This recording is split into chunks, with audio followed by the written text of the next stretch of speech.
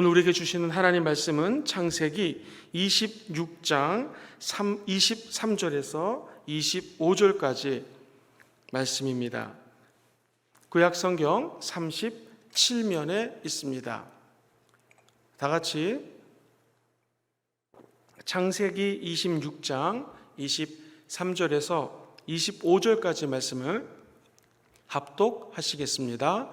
이삭이 거기서부터 브엘세바로 올라갔더니 그 밤에 야훼께서 그에게 나타나 이르시되 나는 내 아버지의 아브라함의 하나님이니 두려워하지 말라. 내 종 아브라함을 위하여 내가 너와 함께 있어 내게 복을 주어 내 자손이 번성하게 하리라 하신지라. 이삭이 그곳에 제단을 쌓고 야훼의 이름을 부르며 거기 장막을 쳤더니 이삭의 종들이 거기에서도 운물을 받더라. 아멘. 오늘 저는 본문 말씀을 중심으로 세 가지 축복과 예배라는 제목으로 하나님 말씀 나누기 원합니다. 같이 한번 해보실까요? 세 가지 축복과 예배. 우리가 그동안 아브라함의 일생을 한번 살펴봤습니다. 이제 이삭이라고 하는 하나님의 삶이, 하나님의 이 귀한 종의 삶이 어떻게 시작되고 또 어떻게 마무리되어 가는지 한 사람의 일생을 통해서 역사하시는 하나님에 대해서 하나님 말씀 나누기 원합니다. 이 이삭은 하나님의 은혜 가운데 태어났습니다. 훌륭한 어머니, 아버지 밑에, 믿음의 조상의 밑에 태어났습니다. 그런데 이 순종했던 아브라함처럼 똑같이 하나님 말씀에 순종하는 이삭을 볼 수가 있습니다. 여기를 떠나지 말아라 그럼 떠나지 말고 저기로 가라 하면 아브라함이 본토 친척 아비집을 떠났던 것처럼 순종하는 일생을 살았습니다. 그런데 재미있는 것은 아버지가 자기 아내를 여동생이라고 속였던 것처럼 아름다운 자기 아내 리브가를 또 여동생이라고 속이는 장면이 기록되어 있기도 합니다. 그러나 하나님은 이렇게 실패도 하고 좌절도 하고 부족한 사람을 결국에는 축복을 주십니다.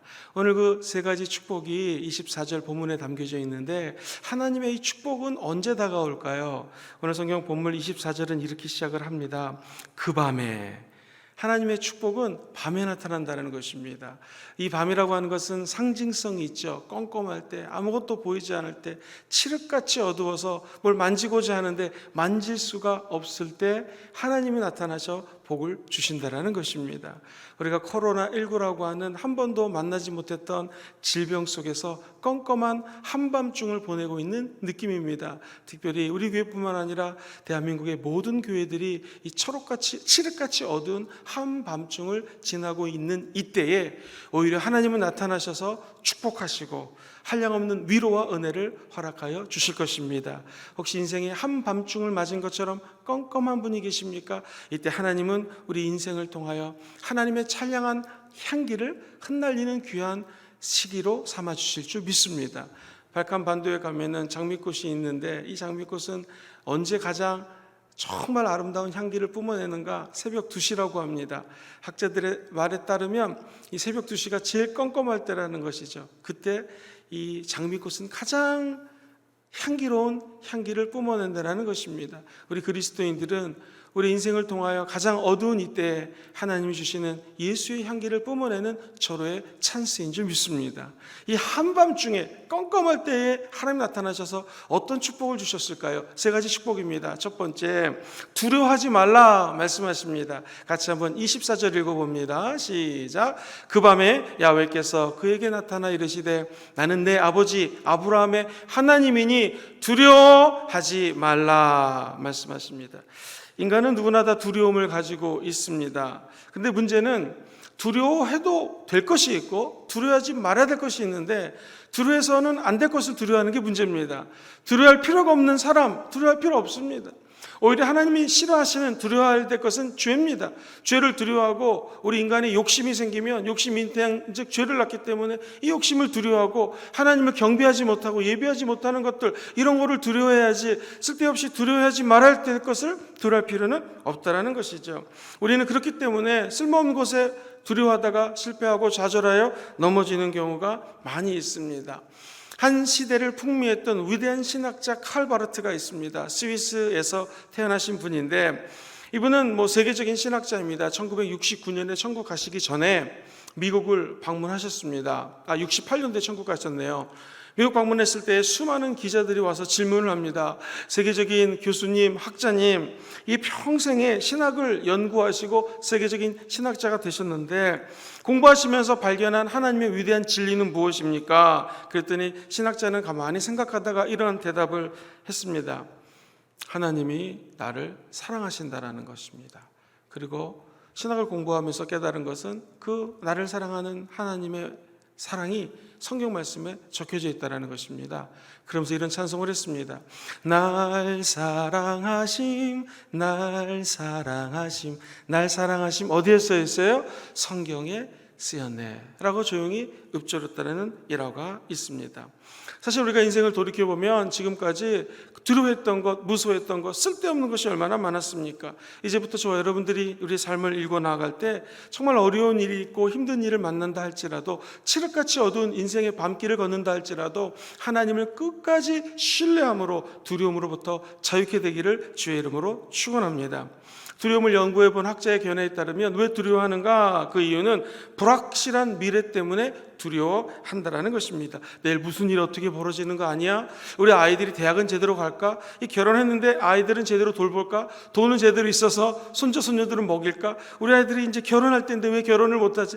우리 애가 대학은 졸업했는데 왜 취업은 못하지? 이 사회가 이렇게 불안한데 우리 가정은 잘 될까? 이런 등등의 미래의 불확실성 때문에 근심하고 두려워한다는 것입니다. 그런데 재밌는 것은 우리 인간의 이성이 있습니다. 이 이성이 눈으로 볼 때는요, 우리의 미래는 언제나 두렵다라는 것입니다. 코로나를 이성적으로 조사하고 분석하면 이 언제 어느 때 끝날지 모릅니다. 내년도에 끝난다고 하는데 그것도 확실치 않다고 합니다. 또 다른 변종이 나타난다는 것입니다. 이 모든 것들은 이성으로 머리로 생각하니까 고민이에요. 그렇다면 어떻게 우리는 이 불확실한 이 시대에 근심하지 않고 두려워하지 않고 살아갈 수 있을까요? 성경은 얘기합니다. 이 밤에 하나님 나타나셔서 두려워하지 말아라. 말씀 한마디면 끝난다라는 것이죠. 그 말씀에 왜 능력이 있는가? 말씀이 다가오면 우리 마음속에 이성의 눈이 아니라 하나님이 주시는 이 믿음의 눈이 생긴다는 것입니다. 믿음의 눈으로 보면 여호수아처럼 그들은 우리의 밥이다라고 이야기할 수 있는 것이죠. 출애굽기 14장을 보면 홍해 앞에 다다랐습니다. 이거 인간의 이성으로 보면 홍해 앞 그 창출한 바다를 어찌 건널 수 있겠습니까? 우리 인생 끝났다. 앞에는 바다요, 뒤에는 세계 최대 강국의 군사가 쫓아오고 있으니 망했다. 이게 이성적인 결론입니다. 군사학자가 아무리 조사하고 분석해도 이길 수가 없습니다. 아마 신학자가 있어도 하나님이 우리를 버리셨다라고 밖에 이야기할 수가 없습니다. 그때 출애굽기 14장에 보면 위대한 모세의 이 믿음의 고백이 등장을 합니다. 13절에 보면 이렇게 말씀을 합니다. 너희는 두려워하지 말고 가만히 서서 야훼께서 오늘 너희에게 위하여 행하시는 구원을 보라. 이 확신에 찬 말이죠. 대단한 지도자입니다. 주님의 모든 것을 내어 맡기니 염려할 필요 없다라는 것입니다. 하나님 능력 주시는데 지금까지 돌봐주신 하나님이 어찌 홍해 앞에 빠져 죽게 하겠느냐? 너희들 아무것도 두려워하지 말고 잠잠하라. 우리에게 다가오는 모든 문제들 앞에 오늘 이 믿음의 고백이 우리 입술을 통하여 선포되기를 주의 이름으로 축원합니다. 이 새벽에 우리 주님 나타나셔서 이렇게 말씀하실 것입니다. 아직 밖은 껌껌하지 않습니까? 이 한밤에 두려워하지 말아라. 두 번째 주시는 축복입니다. 하나님 이삭에게 나타나서 이렇게 얘기합니다. 내가 너와 함께 있으리라. 우리 한번 24절 더 읽어보겠습니다. 시작. 그 밤에 야훼께서 그에게 나타나 이르시되 나는 두려워하지 말라. 내 종 아브라함을 위하여 내가 너와 함께 있어 라고 얘기합니다. 하나님은 내가 너와 함께 있어서 너에게 복을 주리라 말씀을 하신다라는 것이죠. 사랑하는 성도님들, 함께 하신다는 게 얼마나 큰 축복일까요? 고난과 실패 현장에서 누군가가 나와 함께하고 있다라는 생각을 하신 적 있으십니까? 주의 종이 누군가가 나를 위해서 기도하고 계시다. 주의 종이 기도하고 있다. 우리 전도사님이 기도하고 계시다. 누군가 날 위해 내 안에 계신 성령님이 나와 함께하고 계신다. 이것처럼 큰 위로는 없습니다. 미국에 있는 한 시골 마을에서 실제로 있었던 일입니다. 이 아이 이름이 브라이언이라고 하는 학생이 있었는데 15살짜리인데 이 몹쓸병에 걸렸습니다. 뇌에 종양이 생겼어요. 뇌암 같은 것인데 의사가 보고 빨리 수술해야 된다고 그래가지고 수술을 하고 방사선 치료를 했습니다. 잘 아시겠지만 방사선 치료하면 머리카락이 다 벗겨집니다. 그래 이 아이가 어느 정도 이제 치료가 돼가지고 인디애나 주에 있었던 학교에 다시 등교를 하게 되었습니다. 학교를 딱 갔더니 너무 애가 놀란 거예요. 왜냐하면 학급 친구들이 전부 다 머리를 빡빡빡빡 밀어버린 거예요. 심지어 선생님까지도 머리를 밀어버린 거예요. 이 아이가 그 학급에 딱 발을 디뎌놓는 순간에 친구들이 머리를 자른 모습을 보고 엉엉 울었다라고 합니다. 아이들도 함께 울면서 이 학생을 맞이했다라는 것이죠. 여러분 그 학생의 마음을 한번 생각해 보십시오. 몹쓸병에 걸려서 방사선 치료받고 머리카락 하나도 없는데 친구들이 똑같이 너만 빡빡이 아니라 나도 머리카락이 없다라고 했을 때에 이 아이는 엄청나게 큰 은혜를 받았을 것입니다. 시드니 순복음교회에서 평생 사역하시다 천국 가신 정호선 목사님, 지금도 후배들이 많이 그분을 그리워하는 이유가 있습니다. 그것은 우리 후배 목사들이 힘들 때 늘 그 옆에 그냥 함께 오셨습니다. 식사 같이 하시고 기도 한번 짧게 해주시고 그 모습이 지금도 기억에 선합니다. 누군가가 나와 함께 있다라는 거, 이거 엄청난 축복이죠. 이처럼 친구들이 나와 함께 있다, 주의 종이 함께 있다, 큰 축복이죠. 그러나 정말 축복 중에 축복은 눈에 보이는 친구, 주의 종보다 또는 기도해 주시는 동역자보다 우리 하나님의 영이 우리와 함께 있다는 것이 엄청난 축복입니다. 하나님은 우리가 고난을 당하고 시험을 당하고 어려움 앞에 봉착했을 때 이렇게 말씀하십니다. 이 한밤중에 내가 너에게 나타난다. 내가 너에게 줄 수 있는 축복 중에 제일 큰 축복은 내가 너와 함께 하리라. 어떠한 환난과 어려움이 혹시 우리 앞에 펼쳐진다 할지라도 우리는 믿는 구석이 있습니다. 백이 있습니다. 그것은 하나님이 우리를 고아처럼 버려두지 않고 내가 너와 함께 하리라. 이사야 선지자는 41장 10절에 이렇게 고백을 합니다. 같이 읽어보죠. 시작. 두려워하지 말아라. 내가 너와 함께함이라. 놀라지 말라. 나는 내 하나님이 되리라. 내가 너를 굳세게 하리라. 우리 하나님은 지금도 저와 여러분과 함께 하십니다. 하나님은 학벌과 재력 이런 거 보지 않습니다. 하나님은 성품과 심지어 건강 그리고 나이도 보지 않습니다. 하나님 보는 것은 오직 한 가지, 약속의 말씀을 믿고 순종하느냐 안 하느냐 이거 오십니다. 저 여러분들이 하나님의 약속을 믿고 하나님 앞에 순종하면 언제나 약속의 말씀을 따라 아브라함에게 임하셨던 하나님이 똑같이 이삭에게 임했던 것처럼 저 여러분들에게도 임하여 주사 우리와 함께하는 은혜를 허락하여 주실 것입니다.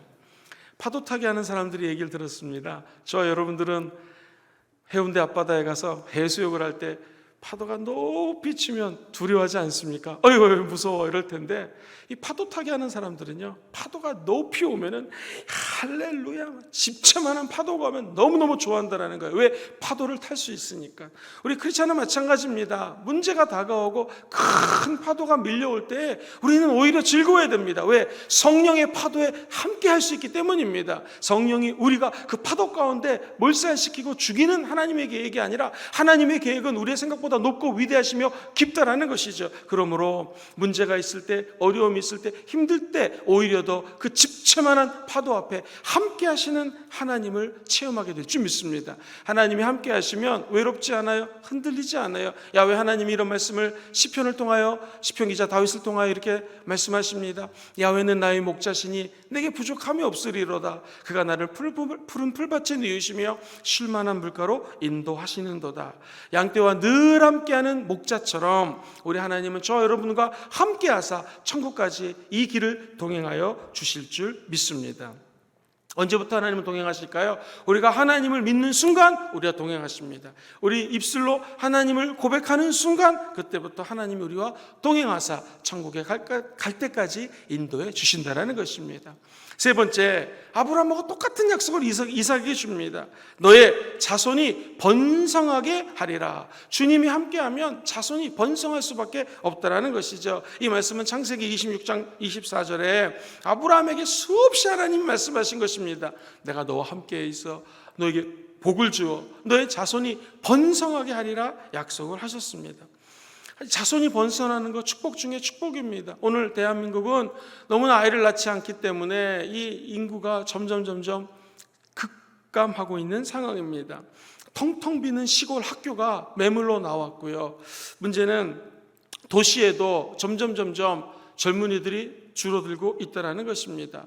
그리고 교회에도 합동 측의 장로교 보고서에 따르면 교회 학교가 없는 곳이 이미 70% 넘은 지가 오래됐고요. 점점 교회 학교가 없어지고 있는 상황입니다. 이때 우리 주님 말씀하시는 것이죠. 두려워하지 말아라. 내가 너와 함께 할 것이다. 그리고 너의 자손이 번성하게 되리라. 오늘 새벽 예배 나와 기도하시는 모든 분들에게 자손만대로 하나님의 번성함이 임하게 되기를 주의 이름으로 축원드립니다. 우리 주님 세 가지 축복 주십니다. 두려워하지 말아라. 내가 너와 함께 할 것이다. 자손만대로 번성하게 될 것이다. 자, 이 축복 받기 원하시면 아멘 해볼까요? 이 축복이 도대체 어떻게 하면 받을 수 있을까요? 어디서 이 복이 올까요? 정답은 예배 드릴 때 이 복이 다가온다는 것입니다.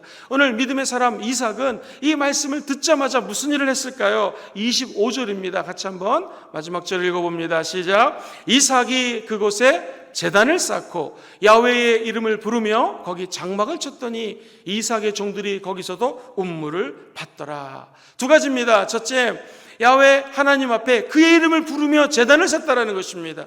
단순히 예배 나온 것이 아니라 부르짖어 야훼 하나님의 이름 앞에 선포하며 제사를 드렸다, 예배를 드렸다라는 것이죠. 오늘 부르짖어 기도할 때 이러한 축복이 임하게 될 줄 믿습니다. 그리고 그 밑에 있는 사람들과 함께 운물을 받습니다. 예배만 드리면 안 됩니다. 예배 드리고 은혜 받고 변화 받은 다음엔 삶의 현장에 가서 열심히 운물을 파야죠. 맡은 바 직분을 최선을 다해서 노력을 해야죠. 그때 하나님은 놀라운 복과 형통함을 허락하여 주실 줄 믿습니다. 오늘 예배 나와 예배 드리는 모든 분들이 예배자로 축복을 받아 누리게 될 것입니다. 나아가 삶에서 예배자로 시간마다 순간마다 때마다 살아계신 하나님의 이름을 불러가면서 그 일에 충실하게 될 때 그 삶의 일터는 예배처소가 될 것이요, 살아계신 성령 하나님이 그 일터에서 말씀하실 것입니다. 너 힘들지 어렵지 두려워하지 말아라. 내가 너와 너희 회사와 너희 직장과 함께 할 것이다. 무엇보다도 하나님의 말씀은 너의 육적인 자손이 번성할 것이다. 네가 낳은 수많은 전도했던 사람들, 그 영적인 제자들, 영적인 자녀들에게 번성이 임하게 될 것이다. 오늘 축복과 함께 하시기를 주의 이름으로 축원드립니다.